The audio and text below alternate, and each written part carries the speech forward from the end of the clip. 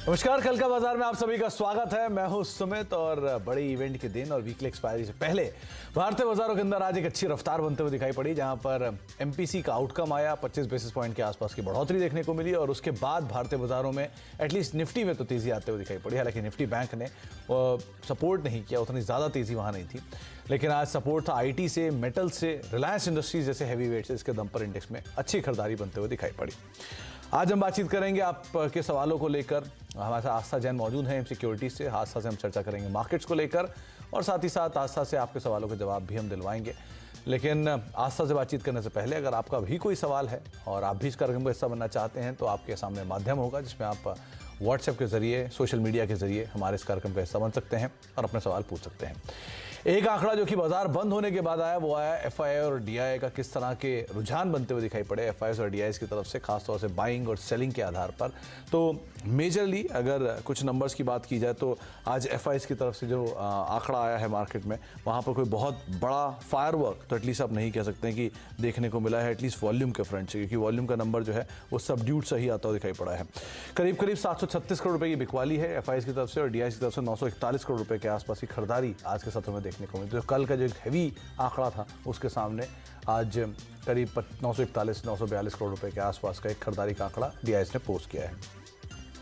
आस्था नमस्कार, स्वागत है आपके कार्यक्रम में। थोड़ा सा रिस्पाइट आज मार्केट में जरूर था, लगातार कई सत्रों की बिकवाली के बाद थोड़ा पुल बैक, लेकिन जो इंडेक्स में अपमूव है वो क्योंकि उसको रेंज के अपर एंड के आसपास ले आया है, तो ये मान के चले सस्टेनेबल है या अभी और वेट करना पड़ेगा निफ्टी बैंक को लेकर? जी बिल्कुल। Good evening Sumit. देखिए, जिस तरह से डेरिवेटिव्स यहाँ पे डेटा सेटअप हुआ है, तो सबसे पहले अगर मैं निफ्टी की बात करूं तो हैवी यहाँ पे कॉल राइटर्स है और वो जो लेवल है वो 18,000 का है।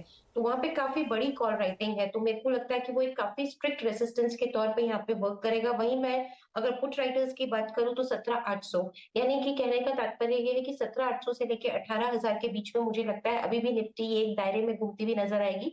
Mostly on the positive side लगती है, क्योंकि देखा जाए तो आज जो निफ्टी की क्लोज आई है वो अपने 20 डे एक्सपोनेंशियल मूविंग एवरेज और 10 डे एक्सपोनेंशियल मूविंग एवरेज दोनों के ऊपर का क्लोज निफ्टी ने आज दिया है।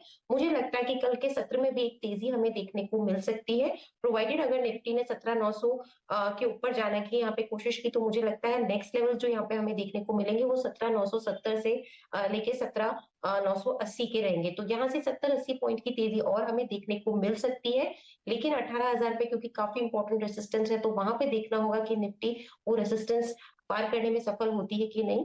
तो वो एक लेवल हो सकता है। तो मैं यही सलाह दूंगी कि अगर बाइंग पोजीशन ली हुई है तो एक बार 17,970-980 के लेवल पे प्रॉफिट बुक करें।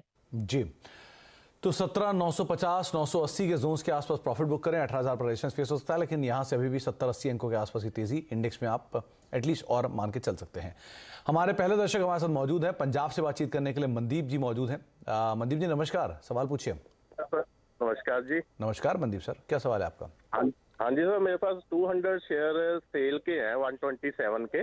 ओके, एट ए 127, तो क्या करना चाहिए सर, होल्ड करें या सेल कर दे? ओके, वैसे आप क्या समय दे सकते हैं इसे मनदीप जी? साल 1.5 साल का जी। ओके, आस्था steel authority of India limited 84 रुपये के दाम पर कामकाज कर रहा है। इनकी खरीदारी से 40-42 रुपये नीचे आ चुका है, 200 शेयर हैं। क्या करना चाहिए ना? देखिए सुमित, आज जिस तरह से मूवमेंट आया एक पॉजिटिव मोमेंटम है और इनफैक्ट जिस तरह का यहाँ पे आज क्लोज हुआ है, मुझे ऐसा लगता है कि काफी पॉसिबिलिटीज हैं कि आने वाले दिनों में एक बार ये जो लेवल है ये 87-88 तक भी ये स्टॉक जाए। ये तो मैंने एक छोटे टर्म की बात की, इधर ये बात कर रहे हैं लॉन्ग टर्म की, तो मैं तो इनको बने रहने की ही सलाह दूंगी। लॉन्ग टर्म में भी होल्ड करना है। एक बहुत बढ़िया सपोर्ट जो मिल रहा है वो तकरीबन 73 के लेवल पे है और ये वीकली चार्ट्स पे बढ़िया सपोर्ट है और in fact 200 weeks exponential moving average का यहाँ पे लेवल भी आता है। तो कुल मिला के अभी बने रहिए। शॉर्ट टर्म में एक तेजी होगी जो 87 तक लेके जाएगी, लेकिन आपको रखना है लॉन्ग टर्म के लिए 73 के स्टॉप लॉस के साथ। इसमें जो आपकी कॉस्ट प्राइस है उसको आने में थोड़ा सा समय लगेगा मेरे हिसाब से, क्योंकि पहला रेसिस्टेंस 94 का है और उसके बाद के लेवल्स हमें जो देखने को मिलेंगे वो तकरीबन 110 से 112 के रहेंगे। तो यहाँ पे 3 से 4 महीने की समय सीमा रखते हुए होल्ड करना है 73 के स्टॉप लॉस के साथ। तो आप 73 का स्टॉप लॉस रखें, पोजीशन में बने रहें, ये आपको राय दी गई है आस्था की तरफ से। निखिल त्रिवेदी जी से बातचीत करते हैं, अहमदाबाद से हमारे साथ मौजूद हैं। त्रिवेदी जी नमस्कार, सवाल पूछिए। Hello sir. नमस्कार मेरे प्रवीण पास जी। विप्रो के 610 शेयर है ऑन एवरेज ऑफ 451। ओके, 451 के दाम पर आपके पास 450 शेयर है, राइट? और अदानी पावर के 575 शेयर है ऑन एवरेज ऑफ 355। चलिए, दोनों में नजरिया क्या है आपका त्रिवेदी जी? सर वो लॉन्ग टर्म के लिए लिए थे। लॉन्ग टर्म के लिए लिया है, ओके।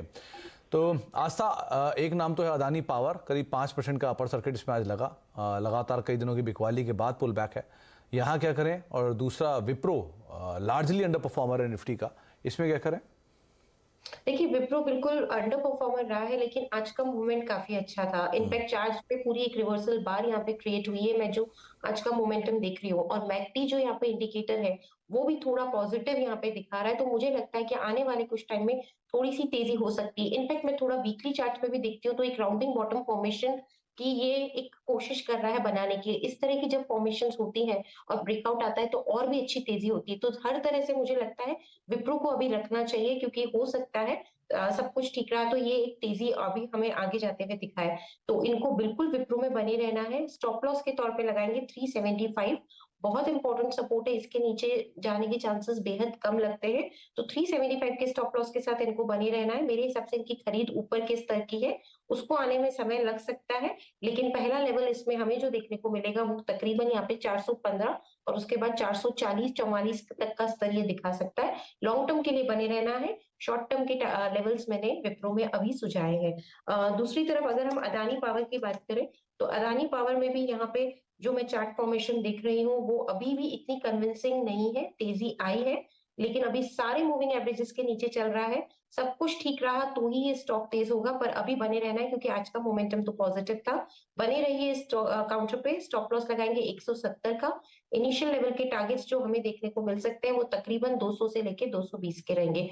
दोनों ही काउंटर्स को स्टॉप लॉस के साथ होल्ड करना है। जी, तो दोनों में आप बने रहें, स्टॉप लॉस को स्ट्रिक्टली फॉलो करें।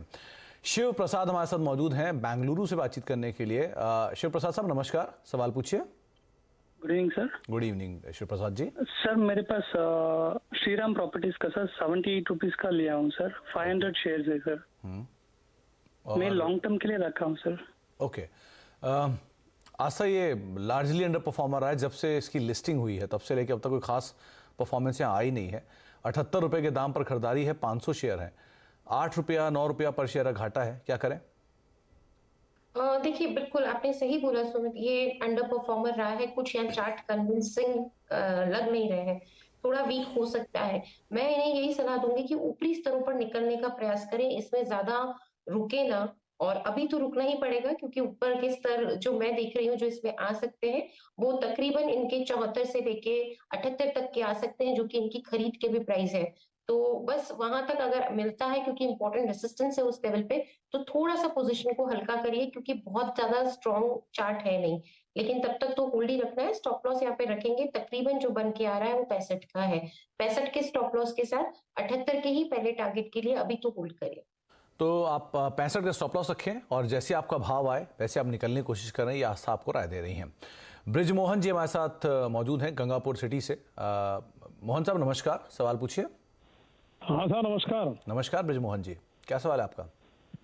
हाँ सर, ये मैंने एक तो बीएससी लिया हुआ है, इसमें जो मैंने रेट मेंशन किया था 725 का। 3125 का? 725 का। हाँ 725 के 200 है और पीईएल है मतलब 985। तो ये दोनों शेयर आपने एडजस्टमेंट के बाद लिए, एडजस्टमेंट से पहले लिए हैं? सर ये एडजस्टमेंट के बाद लिए हैं। दोनों के दोनों? हाँ जी हाँ जी। ओके। आस्था, एक है बॉम्बे स्टॉक एक्सचेंज यानी बीएससी का शेयर 725 पे लिया, 486 487 आ गया, 200 शेयर है। और दूसरा पिरामल एंटरप्राइजेस, दोनों में ही इनकी खरीदारी एडजस्टमेंट के बाद की है, क्या करना है? जी बिल्कुल, देखिए सबसे पहले मैं बीएससी लिमिटेड की बात करूं तो मेरे हिसाब से बीएससी लिमिटेड को अभी होल्ड करना चाहिए, क्योंकि मेरे हिसाब से जो यहाँ पे नतीजे आए थे वो ठीक ठाक नतीजे थे, कोई बहुत ज्यादा नहीं थे, अच्छे लेकिन ओके थे, एवरेज रिजल्ट्स थे। और जो नया मैनेजमेंट है उसका यहाँ पे फोकस भी पूरा है कि पूरा वॉल्यूम ग्रोथ यहाँ पे बढ़ाने की उनकी पूरी फोकस है मुझे लगता है। और वो नई नई जगह नए एरियाज में इन्वेस्ट भी करेंगे। तो फंडामेंटली थोड़ा सा ठीक लग रहा है, लेकिन टेक्निकली तो अभी बिगड़ा हुआ ही है यहाँ पे मामला। तो लंबा इंतजार करना पड़ेगा। मेरे हिसाब से 410 से 15 का एक बड़ा स्टॉप लॉस आता है, जो कि 200 वीक्स का एक्सपोनेंशियल मूविंग एवरेज का बेस भी है। इतना अगर ये वहां तक के लेवल का स्टॉप लॉस लगा के होल्ड कर सकते हैं तो बने रहिए, क्योंकि फंडामेंटल्स ओके हैं, बहुत ज्यादा अच्छे नहीं है। तो इस स्टॉप लॉस के साथ अभी तो होल्ड करिए। ऊपर में मुझे लगता है अगर एक बार तेजी लौटी तो ये ऊपर में वापस से 570 तक जाने की क्षमता रखता है, और उसके बाद चाहे तो वापस से पोजीशन को रिव्यू करा ले। तो अभी लॉन्ग टर्म का नजरिया रख के इनको होल्ड करना है बीएसई को। दूसरा सवाल इनका पिरामल पे था। पिरामल की अगर हम यहाँ पे बात करें, पिरामल एंटरप्राइजेस में थोड़ा चार्ट्स यहाँ पे पॉजिटिव लग रहे हैं, क्योंकि एक बढ़िया राउंडिंग बॉटम फॉर्मेशन बिल्डअप हो रही है। मैच्योर अगर हो गई तो बहुत अच्छी तेजी आएगी। उसको मैच्योर होने के लिए क्रॉस करना पड़ेगा 900 के ऊपर का लेवल, लेकिन फिर भी अभी बने रहना है। और बहुत इंपॉर्टेंट यहाँ पे सपोर्ट लेवल है 780 के आसपास, क्योंकि मेजर कैंडल्स का लो है वहां पे। तो 780 के स्टॉप लॉस के साथ मेरे हिसाब से यहाँ पे तो बिल्कुल होल्ड करिए। और अगर एक बार इसने 900 के ऊपर चलना चालू किया तो ये तेजी 1000 से लेके 1100 तक भी जा सकती है। बने रहना है पिरामल एंटरप्राइजेस में 780 के स्टॉप लॉस के साथ। ओके, तो दोनों ही पोजीशंस में आपको स्टॉप लॉस बताए गए हैं और रणनीति बताई गई है, आप उसको फॉलो कर सकते हैं। अजय हमारे साथ मौजूद हैं जलगांव से बातचीत करने के लिए।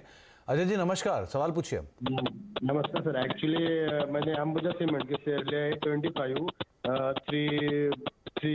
377 में। ओके, और कितना समय और दे सकते हैं अजय जी इसको आप? इसमें 1 साल दे सकता हूँ सर, लेकिन बीच में ना डायरेक्ट 340 320 हो गया था, इसलिए मैं डर रहा था कि रहने देना क्या। ओके ओके, आशा मतलब एक बहुत लॉजिकल सवाल है, क्योंकि रिसेंटली जिस तरह का फॉल आया था उसमें 320 भी देखा है इन्होंने, लेकिन 380-85 अभी आ चुका है। 25 शेयर इनके पास हैं अंबुजा सीमेंट, क्या करें? देखिए, ये जो डर रहे हैं उसका एक जवाब मैं यहाँ पे देना चाहती हूँ कि इतना फॉल आया, लेकिन इसने 200 वीक्स के एक्सपोनेंशियल मूविंग एवरेज के नीचे क्लोज नहीं दिया। यानी कि वो जो एक लेवल था वो तकरीबन 315 के आसपास आ रहा था, उसके नीचे ये बंद नहीं हुआ, वहां से सपोर्ट पकड़ के फिर से ऊपर चढ़ा है। तो हमारे पास वहां तक का क्वेश्चन है। मुझे लगता है कि अगर सब कुछ ठीक रहा तो वापस से ये ऊपर चढ़ने की क्षमता रखता है, क्योंकि इसने वो मेजर इंपॉर्टेंट लेवल को ब्रेक नहीं किया है। पर कुछ समय तक ये दायरे में घूमेगा, और दायरा इसने बना दिया है 340 से लेके 520 के बीच में। तो थोड़ा सा पेशेंस रखना पड़ेगा, एटलीस्ट 1 महीने तक मान के चलिए 340 से 520 के बीच में ये घूमेगा, लेकिन होल्ड रखना है पोजीशन को। उठापटक जरूर हुई थी, लेकिन फिर भी मेजर लेवल को नहीं ब्रेक किया है, तो हम थोड़ा सा पॉजिटिव हो सकते हैं स्टॉक के लिए। जिस दिन 520 के ऊपर चलने लगा तो अच्छे लेवल्स यहाँ पे देखने को मिलेंगे, जो ड्राइव करेंगे 600 तक भी प्राइसेस को। बने रहना है स्टॉप लॉस के तौर पे, चाहे तो बड़ा है लेवल, लेकिन 315 का एक स्टॉप लॉस लगा के होल्ड करिए लॉन्ग टर्म के लिए। जी, तो आप बने रहें, 315 का स्टॉप लॉस रखें और जो मूव आया है उसको कैरी करें, वो ज़्यादा बेहतर रणनीति आपको बताई है आस्था ने। ब्रेक का वक्त हो गया है, ब्रेक के बाद लौटते हैं और आस्था से हम बातचीत करते हैं एक रैपिड फायर राउंड में ज़्यादा से ज़्यादा सवालों को शामिल करते हैं सोशल मीडिया के जरिए। छोटे से ब्रेक के उस पर